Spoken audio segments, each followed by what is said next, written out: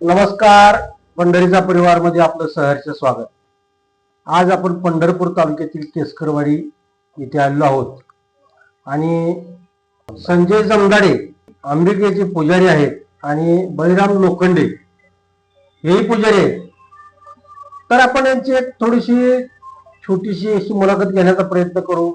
कारण जुन्या काळामध्ये जी काय आता ही जुनी माणसं, जुनी पिढी, निष्पाप निष्कलंक अशी ही जुनी पिढी इथलं पुढच्या काळामध्ये बघायला अपवादाने मिळणार आहे. कारण या पिढीचा आणि नव्या पिढीच्या विचाराची कुठेही मेळ लागत नाही. मग नवी पिढी आणि जुनी पिढी काय फरक आहे, किंवा यांचं आयुष्य, यांचं जीवनमान, यांनी केलेले ते आतापर्यंत कष्ट असेल याचा आपण थोडासा विचार करू किंवा त्यांच्याकडून थोडीशी माहिती घेण्याचा प्रयत्न करू आणि आपण मुलाखतीला सुरुवात करू. नमस्कार. नमस्कार. नाव सांगा आमच्या. माझं नाव संजय सुदास जमदाडे, अंबिका पुजारी, बाळवणी, गाव माझं केसकरवाडी. आज आमच्याकडे 3 चॅनलचे पत्रकार आमच्याकडे आलेले आहेत. त्यांनी आमची भेट घेण्याचं ठरवलं. सकाळी कॉल केल्यानंतर ती म्हणले आम्ही तुम्हाला भेट द्यायला येणार आहे. मी ठीक आहे म्हणलं, तुम्ही या, आम्ही घरीच आहे. आम्ही थांबलो. ते आलेत. आम्हाला आनंद झाला. एक जगदंबा आई साहेबांनीच एक प्रकारची आम्हाला एक बुद्धी दिली. आणि आम्हाला जरा तुमचा पूर्व इतिहास सांगा. म्हणजे हे अंबिकेचे पुजारी म्हणजे तुमच्याकडे पूजा कशी आली, कोणाची, हे अंबिका कोण, किंवा हे मंदिर कुठं आहे, किंवा तुमच्याच घराण्याकडे कशी आली, किंवा कधीपासून ही पूजा करताय तुम्ही? आता याचा जर इतिहास सांगायचं म्हटलं तर माझ्या माहितीनुसार हे 4थी ते 5वी पिढी आहे केसकरवाडीतली. कारण माझे आजोबा वगैरे सगळे आईची सेवा करायची, त्या परंपरेनुसार इथपर्यंत चालत आलंय. त्यानंतर माझे वडील झाले, वडिलांच्या माघारी आता मी चालवतोय. पण हे मंदिर बाळवणीमध्ये आहे. बाळवणीच्या पूर्व दिशेला हे मंदिर आहे. जागृत देवस्थान आहे. आणि वडिलांच्या सर्व काही गोष्टी त्यांनी मला सांगितल्या. मूळ मंदिर बाळवणीत आहे का तुम्ही पूजा करतात तेच मंदिर बाळवणीत आहे? मूळ म्हणजे आम्ही जी पूजा करतो तेच मंदिर बाळवणीत आहे. बरं, बाळवणीत आहे. आणि ते बाळवणीत असल्यामुळं ते आमच्या परंपरेनुसार पिढीनुसार ते मंदिर, ते आमच्याकडे सेवा आहे आणि आम्ही ते चालवत आलोय आणि करतोय. आता तसं सांगायचं म्हणलं, पार्श्वभूमी तर आमच्या वडिलांनी आणि बळीराम लोखंडे मातंगनीचे पुजारी आहेत. मग त्यांच्या वडिलांनी, ही जुनी लोक होऊन, त्या लोकांनी बरेच काही गोष्टी आम्हाला शिकवल्या. त्यांच्या गोष्टी आम्ही आत्मसात केल्या. शेवटच्या टप्प्यापर्यंत वडिलांबरोबर मी जात नव्हतो. मला ह्याचा म्हणजे लळा नव्हता, गोडी नव्हती. पण जसं जसं वडील सांगत गेलं पण नंतर मग मला त्यात गोडी लागली. कारण तुमची शाळा शिक्षण वगैरे काय झालं का? माझं शिक्षण झालंय MA इकॉनॉमिक्स माझं शिक्षण आहे. शिक्षणाच्या जुनं MA इकॉनॉमिक्स अर्थशास्त्र माझा विषय. आणि मग तिथून नंतर पुढं हे करत गेलो आणि आता आम्ही देवीची सेवा करतो. नोकरीचा वगैरे त्या काळात काय प्रयत्न केला का? नोकरीचा प्रयत्न करायचं म्हटलं तर काळ वेगळा होता. अडचणीचा काळ होता, गरिबीचा काळ होता. अहो, एक वेळचं खायला अन्न मिळत नव्हतं, अशी परिस्थिती होती. एवढं कष्ट वडील आमचे दिवसभर जायचे. राजकारणाचा लढा लागलेला वडिलांना राजकारणामुळं काही कळत नव्हतं. मग ती शेवटी आईनं कष्ट केलं. आणि मला 7 बहिणी आहेत. बर, 7 बहिणी आहेत आणि भाऊ मी एकटाच आहे. 7 बहिणी आहेत. एवढी लेकरं तिनं अतोनात कष्ट केलं, हाडाची काढं केली आणि तिनं शिकवलं, सांभाळलं. हे उजनी कॅनल आहे, उजनी कॅनलची कामं केली आणि ते कामं करून तिनं आम्हाला शिक्षण केलं, चांगल्या प्रकारे सांभाळलं आणि आम्हाला इथपर्यंत आणलं. मग आता शिक्षण झालं पण लहानपणीचं असं काय परिस्थिती हालाकीची एखादा प्रसंग सांगता येईल का लहानपणीचा? आता तसं हालाकीच्या प्रसंगीत सांगा. हो सांगतो ना. कसं आहे, लहानपणी शाळा असू द्या अथवा शाळेचाच किस्सा सांगतो मी इयत्ता 10वीच्या मला वाटतं मी एक 7वीच्या वर्गामध्ये शिकवतो भाळवणीमध्ये हायस्कूल. रस्त्या की आता सध्या डांबरीकरण झाले, त्यावेळेस गोट्याचा रस्ता. मला सायकल नसायची, मी चालत जायचो भाळवणीला. कधी सायकल असायची, एक सायकल वडिलांनी मी वापरायचो. वडील देवीची पूजा करायला गेलं तर मग मी चालत जायचो. पण अंगावर कपडे नव्हती, फाटकं तुटकं कधी नेसायचो आणि घालायचो आणि जायचो. एक दिवस असा आला, वर्ग भरला होता आणि वर्ग भरल्यानंतर माझ्या हाफ पॅन्ट होती आणि ती पॅन्ट आमच्या आईनं दोऱ्यानं शिवलेली होती, 10 हातावरच्या सुईनं शिवली. आणि मधली सुट्टी झाली, आता त्या वेळात पळायचं इकडं तिकडं ते होतं, त्याच्यामुळं पळायला लागलो, ती पॅन्टच फाटली. लाज वाटली खरं त्यावेळेस, पण परिस्थिती काय इलाज नाही. मुली असायच्या, लाज वाटली पण तिथं काय इलाज नव्हता, कारण परिस्थिती नाच. असंच खडतर दिवस काढून गेलो आणि शेवटपर्यंत मला 11वी पर्यंत मला कपडा व्यवस्थित मिळाला. होय. इथून परत पुढं, कारण गरिबी वाईट हो. कुठेही गेलं तर ज्याची परिस्थिती नाजूक असेल त्यांना गरिबीच्या जळया काय असतात हे कळते. त्या परिस्थितीतून आम्ही इथपर्यंत आमचं मार्गक्रम चालत आहे आणि 2024ला वडिलांचं निधन झालं. समजा तुमचं हे शालेय जीवन झालं, लग्नानंतर समजा म्हणजे तुम्ही कष्टाला सुरुवात कधी केली किंवा ते बरं दिवस कधी आलं तुम्हाला, असं जाणवतं का? आता सांगतो तुम्हाला. शाळा तर सोडून दिली म्हणता येईल. शिक्षण झालं, MA पर्यंत पुढे शिकलो. कॉलेजला जायचं म्हणलं, पास काढायचा म्हणलं, वडील रोज त्यांच्याकडे जायचं त्यांच्याकडनं पैसे आणायचं आणि मला द्यायचं. वडील डेप्युटी सरपंच होते म्हणताय? हो, डेप्युटी सरपंच होते. बघा प्रेक्षक, आता ग्रामपंचायतचा सदस्य झाला तर लगेच दुसऱ्या वर्षामध्ये म्हणजे 6 महिन्यामध्ये किंवा वर्षामध्ये 2 चाकी काय 4 चाकी घेऊन फिरतोय. पण डेप्युटी सरपंच होते, पण मुलाची फी द्यायला जवळ पैसे नसायचे. म्हणजे हा काळ जो होता तो प्रामाणिकपणाचा काळ होता, तो निष्ठेचा होता, जो तत्वाच्या काळानं राजकारण चालत होतं. आणि त्या तत्वाच्या राजकारणामध्ये राजकारण करणारे यांचे वडील किंवा त्यावेळेची ती पिढीच होती. आणि आजचं राजकारण यामध्ये तफावत तुम्हाला जाणवते? पुढे सांगा. नंतर ते असं याच्या घरी जा त्यांच्या घरी जा, त्यांच्याकडून पैसे आणायचे आणि मला पास STचं काढायला पैसे द्यायचे.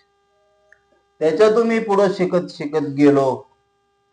नंतर काळ एक दिवस असा आला की पुढे शिक्षणाला जायचं तर 7 बहिणी आहेत, 3 बहिणी लग्नाला आल्या. मग त्या बहिणीचं लग्न करायचं का माझं शिक्षण करायचं, हा प्रश्न वडिलांच्या पुढे पाडला. गरिबी, शेतीत काय पिकत नव्हतं, शेतीला भांडवल नव्हतं, राहायला घर नव्हतं, छपराचं घर त्यात राहिलो. आणि असं करत मग मी विचार केला की बाबा त्यांचं बहिणींचं लग्न करा, माझं शिक्षण राहिलं तर चालेल, पण मुलं त्या बहिणींचं लग्न करा, ज्या त्या वयात जी ती गोष्ट घडून गेली पाहिजे. असं म्हणून मी त्या शिक्षणावर सुद्धा लाथ मारून त्या बहिणींचं लग्न करायला लावलं. आणि आज सध्या मी स्वतः कष्ट करतो. हाताने 2 वाहन आहेत माझ्याकडे, ट्रॅक्टर आहेत ऊस बांधायचे 2, आणि मी स्वतः कष्ट करतो. आणि कष्ट करून एक आज बहीण भावाला किंवा भाऊ बहिणीला आताच्या काळामध्ये विचारत नाही. पण एक काळ असा होता, बहिणीसाठी माझं शिक्षण राहू द्या, माझ्या बहिणीचं चांगलं झालं पाहिजे, आणि तोच आशीर्वाद लागला म्हणायला काय हरकत नाही. आज 2 वाहन आहेत म्हणताय, पुढे सांगा. आणि 2 वाहन आहेत, रोज कष्ट करतो आणि त्या कष्टाच्या जीवावर 2 मुलं आहेत, एक मुलगा आणि एक मुलगी आहे. मुलगी इंजिनिअरिंगच्या 3ऱ्या वर्षाला आहे. आळंदीमध्ये MIT कॉलेज आहे, त्या कॉलेजला मुलगी शिकते आणि मुलगा सांगोल्याला डिप्लोमा करतोय. माझा एक उद्देश असा होता, आपल्या जी नशिबाला आलंय, आपल्या जी वाट्याला दुःख आलंय, शिक्षणापासून आपण वंचित राहिलो, तसं आपली मुलं वंचित राहिली ना पाहिजेत. ह्या धोरणानुसार मुलं शिकवत गेलो आणि याच्यामध्ये माझी अर्धांगिनी आहे, काय तिचा मोलाचा वाटा आहे. ह्यामध्ये व्यसनातून आधी नाही, आता ते व्यसनाच मी तुम्हाला आता विचारणार होतो. तुम्ही काय काय व्यसन पण केलं, हा, काय ते काय कारण म्हणजे काय तुम्हाला व्यसन लागलं कसं आणि सुटलं कसं हे जरा सविस्तर सांगा. काय झालं, एक काळ असा होता, वडील डेप्युटी सरपंच होते. त्यावेळेस गावच्या सरपंचावर अविश्वास ठराव आणला गेला. अविश्वास ठराव आणल्या गेल्यानंतर अविश्वास ठराव ज्या बाजूला लोक कमी होती त्या लोकांकडे आमचे वडील एक तत्वाने राहिले, एक तत्वानं राजकारण केलं, तत्वनिष्ठ राहिले. पण दुसऱ्या बाजूला गेले नसल्यामुळं त्यांनी माझ्यावर राजकारणाचा सूड उगवला. सूड उगवल्यानंतर माझ्यावर वेगवेगळ्या प्रकारचे आरोप झाले. आरोप झाल्यानंतर त्या आरोपातनं न्यायदेवतेसमोर मी म्हणजे ही निर्दोष झालो. म्हणजे पोलीस केस झालीच. हो, झाली आणि निर्दोष झालो. त्याच्यातूनही मी मुक्त झालो. कारण हे राजकारणाचा खेळ कधी कुठं काय चालेल काय सांगता येईल. त्या झाल्यानंतर ह्या टेन्शनमुळं आपण होतो काय आणि झालं काय, ह्या टेन्शनमुळं मला व्यसन लागलं. व्यसन लागलं, प्यायला लागलो. प्यायला लागल्यानंतर बराच काळ होऊन गेला. लग्न झालं, लग्न छपरामध्ये झालं. अशी परिस्थिती होती की शेजारी चांगला असावा, पण एखाद्या व्यक्तीचं नुकसान कसं होईल असा बघणारा शेजारी नसावा. त्या दृष्टिकोनातून लग्न करायच्या अगोदर माझी 2 लग्न मोडलेली आहेत एकमेकाच्या. आणि त्यावेळेस मी व्यसन करत नव्हतो. तरी पण त्या लोकांनी त्या लग्न जमलेल्या ठिकाणी जाऊन त्यांना सांगितलं की बाबा हे व्यसन करतात. मग परस्पर हा फडसापणा. आणि हे सांगितलेलं 2 ठिकाणची लग्न. परत मग आमच्या बहिणीच्या नातलगातली पत्नी केलेली आपण. आणि असं घडलं की परत नंतर लग्न झालं, व्यसन चालू होतं. एक दिवस असा आला, मी स्वतः असं घरामध्ये पिऊन आलो होतो आणि झोपलो. झोपल्यानंतर एक पहाटेच्या टायमाला मला एक असा विचार आला, शांत झोप असते, साखर झोप असते. त्यावेळेस मला विचार आला, आपण जर हे असंच करत राहिलो, आपण आज आहे नाहीतर उद्या संपणार आहे. मग आपल्या मुलाबाळांनी ह्यांनी जायचं कुठं, कुणाकडे बघायचं, ह्यांचं पालन पोषण करायचं कोण, हा विचार आला. परत त्यानंतर मी ती निर्णय घेतला की आजपासून त्या व्यसनाच्या आहारी जायचं नाही. आपल्या मनावर जेवढा ताबा असेल, काय होतंय बघूया, त्या दृष्टिकोनातून परत मी ती व्यसन सोडलं. व्यसन सोडायला कोणाकडे औषध गोळ्या काय कसं आहे, आपल्या मनावर जर ताबा असेल तर डॉक्टरची हे काय गरज नाही. हे एक मूर्तिमंत उदाहरण आहे. कारण व्यसनी माणूस हा स्वतःच्या मनावर जर ताबा असेल, औषध लागत नाही, अंगारा लागत नाही, दुपार लागत नाही, देव लागत नाही, काहीही लागत नाही. जर स्वतःची इच्छाशक्ती असेल तर कसलेही व्यसन सोडू शकतो. हे जिवंत उदाहरण आहे. बर, आता पुढचा जो काळ झाला, समजा आता तिथनं व्यसन सुटलं, शेती असेल, समजा बागायत असेल किंवा उद्योग काम धंदा, जे ह्यामध्ये यश थोडं कसं येत गेलं. मी व्यसन सुटल्यानंतर ऊस वाहतुकीचा, ट्रॅक्टर ड्रायव्हरचा धंदा केला. कारण परिस्थिती अशी होती की आपण आता शिक्षण झालंय म्हणून घरात बसणं काय उपयोगाचं नाही. म्हणून आपण स्वतः कष्ट केल्याशिवाय आपण पुढे जाऊ शकत नाही, हे त्यावेळेस मला कळलं. मी ट्रॅक्टर ड्रायव्हिंगचा धंदा केला. सीझन संपल्यानंतर शेणखत भरायचा धंदा केला. बर. शेणखत भरून द्यायचो, मोलमजुरी करायचो, कष्ट करायचो. लोक मला म्हणायचे तू एवढं शिक्षण झालंय आणि तुम्ही कष्ट कसं काय, एवढं असलं काम कसं काय करताय. पण ज्याची परिस्थिती त्यालाच माहिती असते खरंय. काय असतंय आपल्या घरात काय नाही ते आपल्याला माहिती असते. मी कुठल्याही गोष्टीत शिक्षण झालंय म्हणून लाजलो नाही. ऊस तोड केली, सर्व काय केलं. मी ऊस तोडीमध्ये 32 लोक जगवलेत दुष्काळात. टोळी मुकदम होतं. टोळी मुकदम म्हणून. पण टोळी मुकदम होतो, पण एक नया पैशाचा, 1 रुपयाचा मी कधी कोणाचा 1 रुपया सुद्धा पैसा खाल्ला नाही. बर. जेवढे पैसे येतील ते सगळ्यांना वाटून दिवसानुसार हजेरी काढून ती द्यायची. पण एक नया पैसा मी माझ्या प्रपंचात कुठं खर्च केला. आता अशी पिढी बघायला मिळते. फक्त हे वडिलांचं तत्व आहे, तेच मी पुढे चालू. हे आता काय आहे, हे जुनी लोक सांगतायत, आताच्या लोकांना पटल का? नाही पटणार. पैसे मिळवायचे नाही तर मग मुकदम कशाला करायचे म्हणून हे काय सांगतायत, त्यांच्या कष्टाचे आम्हाला नको. आताची पिढी आणि जुनी तुमची पिढी, तुमच्या अगोदरची पिढी, काय फरक झाला होतो यात? सध्या चालू कलियुग आहे. ह्या कलियुगामध्ये बहीण भावाला ओळखणं, नातं गोतं काय राहिलं नाही. जुन्या काळामध्ये जी लोक जुनी आहेत, आता जी धोतर पायजमा टोपी घालत होती ती पिढी वेगळी, फेटा घालत होते ती पिढी वेगळी. त्या जी लोक फेट घालत होते डोक्याला, त्या लोकांचे तर विचार ह्याच्यापेक्षा वेगळे, अतिशय चांगल्या पद्धतीचे. अहो, एखाद्या जर माणसाला ठेस लागली तर शेजापाजारी सगळे बघायसाठी यायचे काय झालंय काय नाही. आता जर ठेस लागली तर त्या माणसाला ओलांडून जाते, पण त्याला कधी त्याला असं म्हणजे ही करून घेत नाही, काय झालं काय विचारत नाही.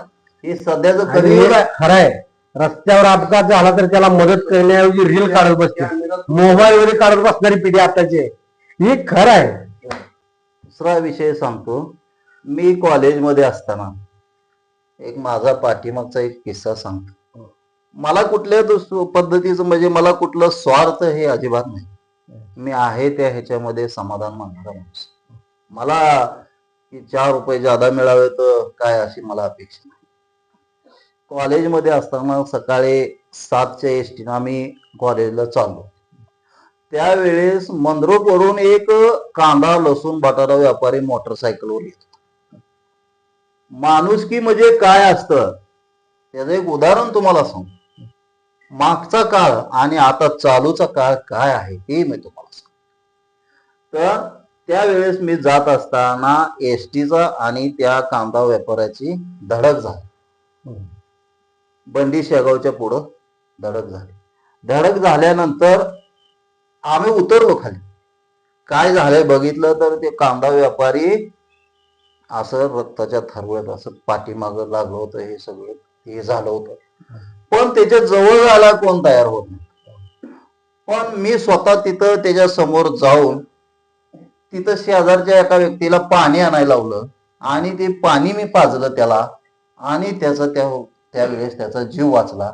आणि त्यावेळेस मी तिथून त्याला एसटीनं गाडीत एका जीप मध्ये घेऊन पंढरपूरला दवाखान्यात आपल्या कॉटेजला ऍडमिट केलं. तिथून परत त्यांच्या घरची बोलवून घेतली. असं पूर्ण शर्ट माझा रक्तानं माखलेला होता. मी तसंच कॉलेज हे त्या दिवशी काय केलं नाही, तसंच त्यावेळेस त्यांना तिथे हे केलं, ऍडमिट केलं. त्यांची लोक बोलवली, त्यांच्या लोकांच्या ताब्यात ते दिलं आणि मग मी तिथून घरी आलो. तिथं माझी बहीण आहे, त्या बहिणीचा एक शर्ट घातला आणि मी बहिणीच्या मालकाचा शर्ट घातला. मी घरी आलो. आल्यानंतर बऱ्याच दिवसांनी माझं लग्न होतं. मी त्यांना फोन करून सांगितलं असं असं माझं लग्न. त्यावेळेस त्या लग्नाला ती लोक माझ्या हजर झाली. अभिमान वाटला मला. मंद्रुपवरून ती लोक माझ्या मला अभिमान वाटला. फक्त माणसाने माणसासाठी माणसासारखं वागावं तरच हे जीवन सफल आहे. हो, आता काय तुम्ही मला सांगा. आता आपण जुनी माणसाची बघतोय, जुने विचार आणि नवी पिढी. बरोबर. आता अशी काही जुनी माणसं तुम्हाला फिरत असताना किंवा देवीच्या गाण्याच्या निमित्तानं जात असताना किंवा बघून ऐकून कुठं बघायला मिळते का? आमच्यापेक्षा तुम्ही आता जास्त फिरत आहे, बरोबर. तर असं कुठं एखादं वाटलं तुम्हाला बाबा या ठिकाणी या जुन्या विचाराच्या आज पण माणसं आहेत किंवा एखाद्या माणसाला आम्ही भेटलोय? आता असे लोक गावोगावी कुठंतरी एखादा दुसरा पाहायला मिळाला. ही जुनी जी लोक आहेत गावोगावी एक दुसरा असं कुठंतरी पाहायला मिळतं. मग आम्ही काल एका ठिकाणी दिगंची उंबरगावला गेलो होतो. दडसवाडी म्हणून गाव, त्या ठिकाणी व्हायरल व्हिडिओच्या आधारे आम्ही तिथं गेलो होतो. तिथं दाजी म्हणून एक व्यक्ती आहे. उंची लहान आहे, उंची लहान आहे असू द्या, पण मनामध्ये स्वच्छ भाव, निर्मळ मन, निष्कलंक निष्कपट मन, असा माणूस पुन्हा होणे नाही. त्या माणसाला आम्ही भेटायसाठी गेलो. आमची एक आत्मीयता अशी वाढली की त्या माणसाला भेटलं पाहिजे. त्या माणसाला पुढं उजेडात ज्यादा आणून थोडस, गरीब लोक, ही लोक गरीब, ह्या लोकांना कुठलं म्हणजे स्वार्थ की आपलं 4 रुपये दुसऱ्याकडून आपल्याला मिळावं हे असलं नाही हो त्यांच्यात. जेवढे आपल्या हाताला कष्ट येईल, हाताला कष्टातून जेवढे 4 रुपये मिळतील, आपले निरपेक्ष जीवन, निरपेक्ष जीवन, कुठलं टेन्शन नाही, काय नाही त्या लोकांना. आम्ही गेलो भेटायला, भेटलो त्यांना.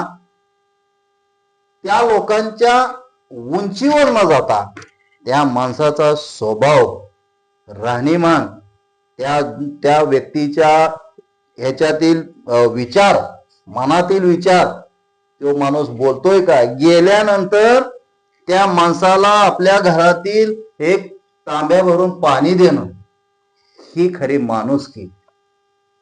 ही माणुसकी शिकावं त्या जुन्या लोकांकडून, असं त्या व्यक्तीनं आम्हाला. काल आम्ही गेल्यानंतर त्या दाजीला भेटायला गेलो आणि भेटायला गेल्यानंतर आम्हाला चहा पाणी वगैरे करून सगळं शांत स्वभाव. आम्हाला तिथून येता येता आमच्या डोळ्यात पाणी आलं.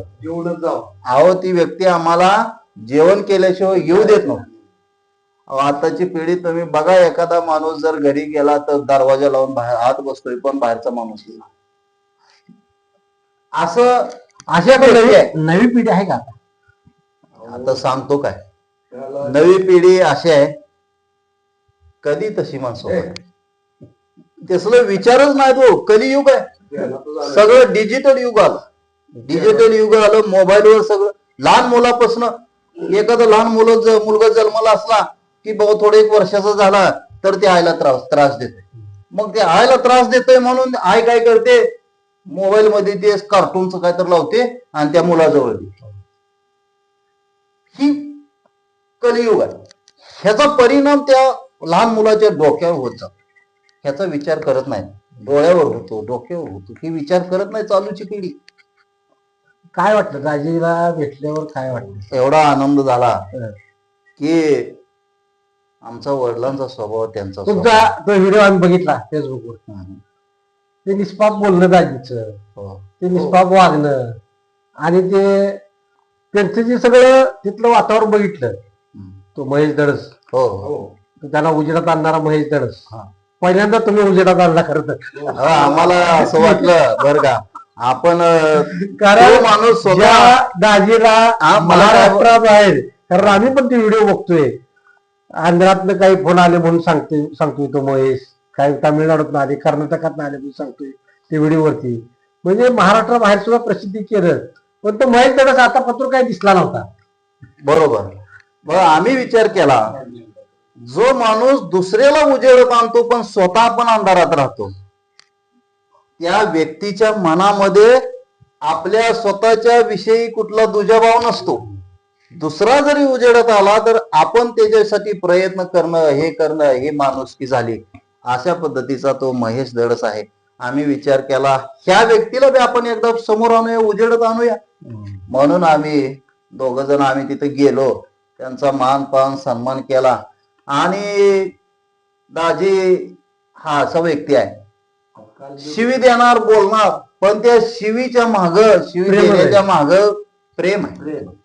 त्याच्या त्या शिवीतून त्यांना काहीतरी उद्देश काय करायचा असतो. असते आपली गावठी जी भाषा आहे, म्हणजे आपण त्याला रांगडी भाषा म्हणतो. रांगडी भाषा. आणि रांगडी भाषा ही बोल बोलत तोंडातून शिव्या जाते. हो बरोबर. ती काय शिवी शिवी म्हणून नसते, ती हा. बोली भाषेतलाच एक प्रकार आहे आणि ते प्रेम आहे ती. बरोबर. ती काय प्रेम शिवी नाही, आहे. शिवी म्हणता येणार नाही. प्रेम आहे. ती एक रांगडी भाषा आहे. भाषेतनं प्रेमापुटी येणारे शब्द शब्द आहेत. आहे. हा, हे खरं आहे. आणि त्यांचा स्वभाव, गरीब लोक येताना अक्षरशः डोळ्यामध्ये पाणी आलं त्या व्यक्तीला बघून, की त्या व्यक्तीची माणुसकी आणि आत्मीयता एखाद्या एवढी मूर्ती जरी लहान असली तर स्वभाव किती मोठा आहे, मन किती मोठं आहे हे आम्हाला काल पाहायला मिळालं. आणि त्यांच्या आशीर्वादानं एका रात्रीमध्ये पूर्ण महाराष्ट्र नाही, महाराष्ट्राच्या बाहेर आमचं व्हिडिओ व्हायरल झाले. त्याच्यावरून आम्हाला बरेच फोन आले. एक त्या व्यक्तीचा आशीर्वाद आम्हाला, आई जगदंबाचा आशीर्वाद, आम्ही आपलं असंच वाढवडला जिथं आमच्या हे पुढे घेऊन तुम्ही जर चाललोय. दुसऱ्याला मोठेपणा किंवा मनाचा मोठेपणा दुसऱ्यासाठी दाखवत असाल तर तुम्ही देव माना, निसर्ग माना, नशीब माना, कर्तृत्व माना, ते तुम्हाला मोठे केल्याशिवाय राहत नाही. बरोबर. फक्त दानच आपली पुढच्याला सुद्धा तेवढं मोठं म्हणण्याची बरोबर. असावी लागते. हे ह्यातनं सिद्ध होते. सिद्ध होते. याच्यामध्ये कसं की आपण एखादा माणूस जर पुढं चालला असला त्याला पुढं कसा जाईल हे बघितलं पाहिजे. आताची पिढी असं आहे, तो पुढं चालला ना त्याला माग कसा वळायचा ही चालूची पिढी आहे. असं नाही केलं पाहिजे.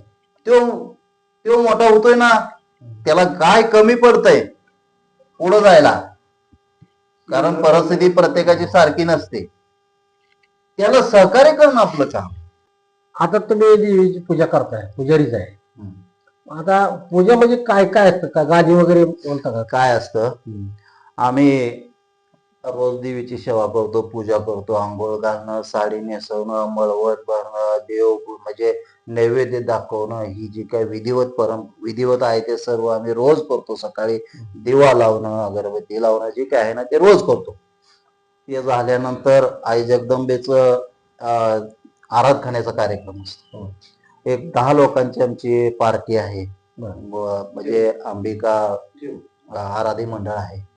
मग त्या मंडळाच्या मार्फत आम्ही गाण्याचा कार्यक्रम असं, आई जगदंबेचं जागरण असतं, मग त्या जागरणाचा कार्यक्रम आम्ही करतो. मग आता या 6 मध्ये काय काय वादक ढोलकीवाला आहे, झांजवाला आहे, गायक कलाकार 2-3 आहेत.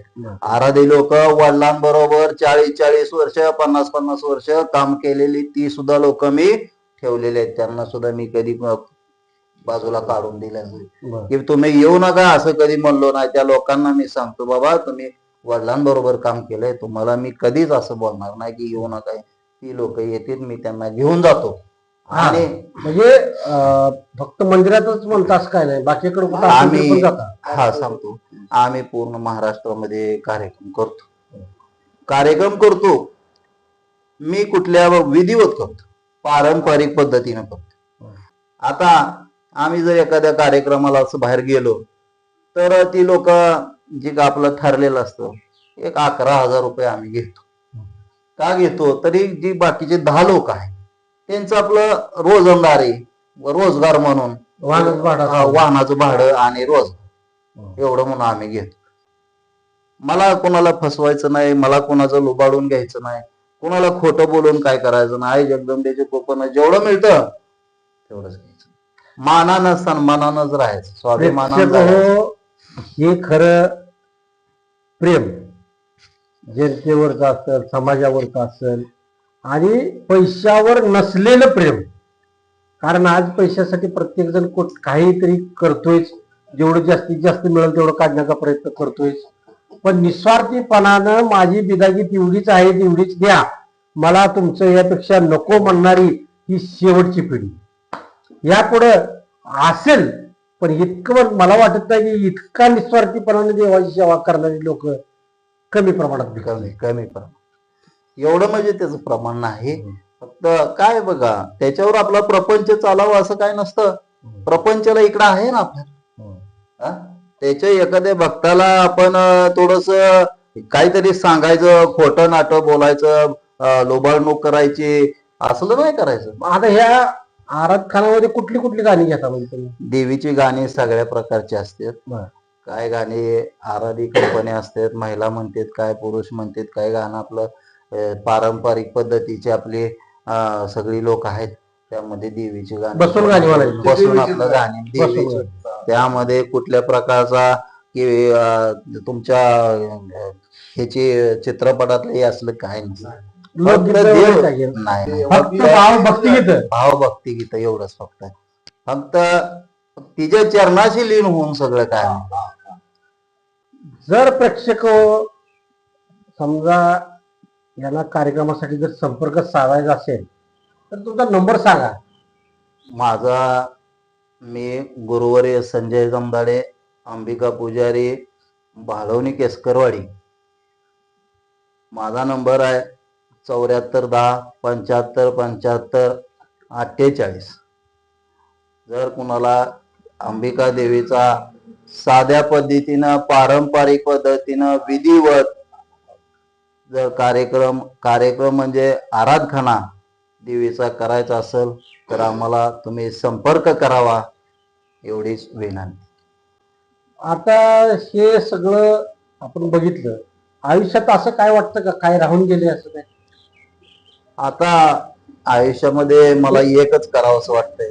ही मुलं दोन्ही शिकली हो, की एक 4 चाकी गाडी घ्यायची आहे हो. आणि त्या गाडीत जरा थोडं फिरायचं आहे मला. एवढीच माझं स्वप्न आहे बघा. माझं दुसरं काय स्वप्न नाही. बरं. जे त्या झालं गाडीत ते फिरायचंय मला. का तर आपण केलेल्या कष्टाला हे मुलं शिकल्यानंतर जॉबला लागतील की बाबा यश मिळालं, एक समाधान, मानसिक समाधान मला भेटल. आणि ह्याच्यामध्ये माझ्या पत्नीचा, अर्धांगिनीचा मोलाचा वाटा. पण गाडीला 2 चाकं असतील. हो. एका चाकानं गाडी कधी चालू शकत नाही. 2 चाकं असल्याशिवाय गाडी चालत नाही. खरं. पण तिच्यामुळे ही काय सगळं आज आम्हाला बघायला मिळालं. मी एवढंच सांगू शकतोय, जुन्या लोकांनी हाडाची काढ केली. जुनी लोक हुलगळ मटकी खात होती, त्यांचं शरीर बघा आणि आता चालूच्या पिढीचं शरीर बघा. ह्या शरीरात जमीन आसमानाचा फरक आहे. आणि व्यसनाच्या आहारी गेलेला माणूस आणि व्यसनमुक्त माणूस, ह्या दोन्ही माणसाच्या शरीरामध्ये फरक आहे.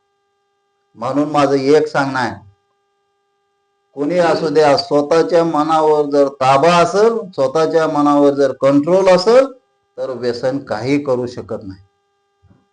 तर मला सांगायचं आहे की व्यसन तुम्ही करू नका. व्यसनामुळं आयुष्य कमी होते. आयुष्य कमी होतंय. तुमच्या स्वतः लेकराबाला, मुलाबाळाचं भविष्य घडवायला शिका, भविष्य घडवा आणि व्यसनमुक्त व्हा. व्यसन करू नका. व्यसन शरीराला घातक आहे, एवढंच मला सांगायचं.